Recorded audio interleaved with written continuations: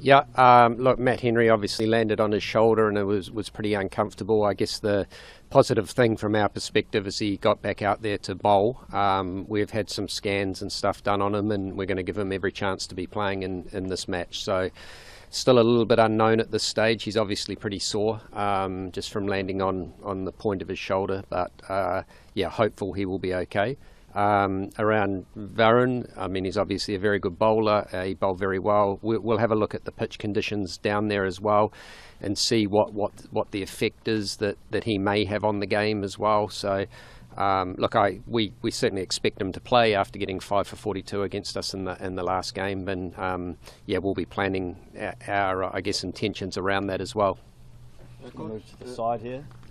Gary, do you guys think Varun Chakravarti is more dangerous under the lights than in the daylight? Sorry, I'm just going to pull it. Sorry, can we just please just keep the voice down, guys, while people are asking the questions? Sorry, carry on. Gary, my question was Varun Chakravarti or is Varun Chakravarti more dangerous under the lights than in the daylight? Look, I think when you have a wrist spinner like that that's bowling, then you're looking for cues as a batsman, and I think it's always a little bit easier when you're in the daylight to see those things. So, look, there's no doubt he's a class bowler. He obviously showed his skills against us last time, and he's a big threat in the game. So we'll be putting our thinking caps on around how we nullify that and how we can still score runs against him. Yeah, a word on Rachin Ravindra, the way he's shaping up. Look, Rachin had that nasty blow in his head in Lahore when we played there, but he's come back and shown his class. Look, we're very lucky to have him in our side. He's one of those batsmen that seems to be able to score at a runner ball without particularly trying that hard, and I think coupled with that his ability to bowl some left arm spin as well, then look, he's a really important player in our team, and yeah, I know he's really looking forward to what's ahead that's coming up on Sunday. Yeah. Gary, the entire narrative in this tournament has been about India getting the advantage of playing all matches in Dubai, the DISSP. You think in that context, New Zealand, at least that you have played 100 overs match there, some advantage there, at least having known a fair idea of what the pitch would behave like on the centre plot, any pitch on the centre plot? Yeah, I mean, look, the decision around that's out of our hands, so it's not something we worry about too much. India have got to play all their games here in Dubai, but as you said, we have had a game here, and we'll learn very quickly from that experience there as well. So when you come to this stage of the tournament, I mean, we've had 8 teams here at the start, we're down to 2 now. It's always exciting to be in this situation, and from our perspective it just comes to a one-off game now, and if we're good enough to beat India on Sunday, then I'm sure we'll be very happy. Thank you. Kane Williamson has also been in super form. So you expect him to fire again in the final, and you know, sort of is he planning something ahead? Like we've had a couple of ODI retirements, so. I'm not sure about that with Kane, but look, he's a guy that rises for the big occasion, and he's done it many times for New Zealand in the past. And look, cricket's a game runs aren't guaranteed, but I know that Kane will be doing everything he can to prepare to score well, and he's one of those unique individuals, I think, around the world that has that ability to adapt to different services, and he seems to be able to do that faster than many other players. So look, fingers crossed from our perspective that Kane has a big day. But look, I think from our perspective we've got 11 guys in the team that we think all deserve to be there, or 15 in our squad that all have a right to be in the starting lineup as well. And but with Kane, look, I mean, he's a special player for us, and we're thankful to have him in our squad. Yeah, hi Coach, Tark from CTVN. Coach, 3 days before the game, did you arrive to get the player to recovery and playing in different pitches, one of them slower? Is that advantage for the opponent, and it makes the mission more difficult? Yeah, I think there's no doubt that coming here off playing Lahore, and we had a full day of travel yesterday, then it just takes it out of you a little bit, but we've got a couple of days now of a little bit of recovery and a little bit of planning and training towards the game. But I guess we're deep into the tournament now, and sometimes it's not always a lot of training that you need. It's just getting your body and your mind right to compete in the final, and that will be our key focus over the next 2 days. Maybe say with that. Gary, can I just ask about fielding? You've obviously had a lot of players fighting this tournament. What do you put the quality and the success of it down to?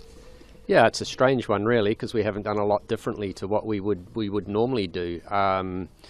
I think fielding for me is all about attitude, and if the attitude's right and you expect that every ball will come your way, then you can pull off some amazing things. And I think through this tournament we've taken some fantastic catches, and I mean Glenn Phillips is the obvious one to go to, but it hasn't been just him. There's been other guys that have pulled off some really good catching as well, and that has the ability, I think, to change momentums in games, and if you're all in that mind space of doing something for the team, then I think it can only help you. Why do you think Glenn's so good? He's fast, he's strong, he loves fielding as much as anyone that I've seen. He practices it regularly, and he's got that, I guess, unique ability to get himself off the ground, and it seems to stick more times than it doesn't. So look, he's a fantastic fielder. There's been a lot of praise for him, I know, and I think it's well deserved. Yeah. So India most likely will field the same team, probably with 4 spinners. Is that one area of concern, because New Zealand doesn't play against 4 spinners normally in ODIs? I mean, it's probably what we expect for them to play against us, but we have 4 spinners as well within our squad, and we think we're pretty well balanced, but it's always a challenge. I mean, they are very, very good spinners, all of them in their own right.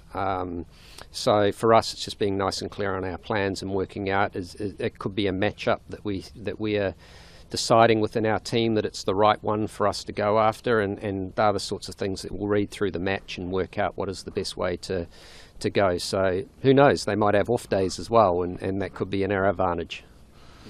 Gautam Gambhir says there is no advantage to India having been based in Dubai. What do you say to that? Look, I mean, again, it's a little bit out of our control around what that is. They're not decisions that I guess come across my desk anyway. So for us, it's something that we can't control, so it's really just getting on with it. Yes, India have played their 4 matches here. We're lucky enough to have had 1 here against them, and yeah, it was a good match without us quite putting our best foot forward as well. So look, wherever you play, you just have to go up and be able to be better than them on the day, and that's our focus. Does that noise around the side towards India put more pressure on them than you think? Oh, look, potentially. I can't speak for what goes on in the Indian dressing room, but from our perspective, it doesn't change anything. Coach, you expect Rachin to play a sort of key role against India's spin, and just a quick follow-up, what's the general talk been among the batting group for taking more attacking options against Chakravarti? Look, I think the pitch that we played on in the first game was quite different to the way that the semi-final played against Australia, so again, it'll be something we have to read on the day and adapt to what's going on within the match. But yeah, all our batsmen will have their individual plans around how they want to combat them, and then it comes down to, I think, good communications in the middle, and sometimes a little bit of bravery to take those options on. So we're certainly up for that. We're up for that challenge of what India will bring, and we know that they've got 4 very capable spinners. How is the experience of New Zealand team in Pakistan playing ICC Champions Trophy matches and Tri-Nations, spectators and other facilities? Yeah, it was very good. I mean, I think when you come from New Zealand and we're that little country that's a long, long way away from here, then anywhere that you play around the world, especially in the subcontinent, you see the passion that's in them, and like the Pakistan fans were no different there. So we've certainly really enjoyed the experience there. We played well in Pakistan as well. I think we had 5 or 6 matches and won them all. So there's something we're obviously doing right in that part of the world. Just going to have 2 more, just one here. And then New Zealand have been really consistent in ICC tournaments, but white ball tournament has been eluding them since the last one against India in 2000. How important is this title for taking New Zealand cricket to an next level, considering you've lost a couple of senior bowlers like Southee and Bolt? Now there's a kind of a mini transition that's happening. So just to inspire the next set of, to make the process much more smooth and get a next set of players coming in? Yeah, I think if you look at our bowling group, we're possibly one of the most inexperienced groups that are here, and a Will O'Rourke, a Kyle Jameson, for example, they haven't played a lot of one-day cricket or ICC tournament cricket either. So for them to keep standing up on this stage is very good, especially after the loss of a Southia Bolt, for example, that's been in our ranks for some period of time.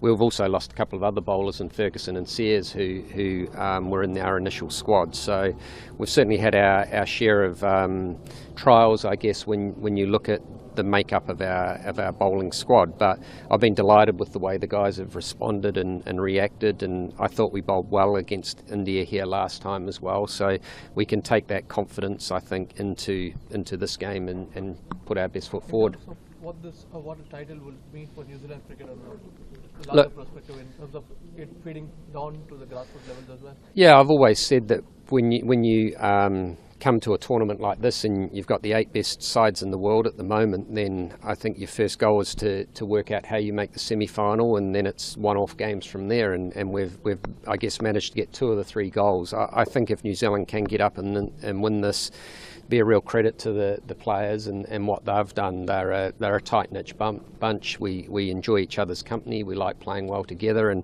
I'm sure it'll be a real coup for New Zealand, especially here in Dubai after the women won the T20 World Cup here as well. Just the last one over here. Yeah. You're coming from Lahore, one of the highest scoring venues in the tournament, to potentially the lowest scoring one. Can you just talk us a little bit through that chat?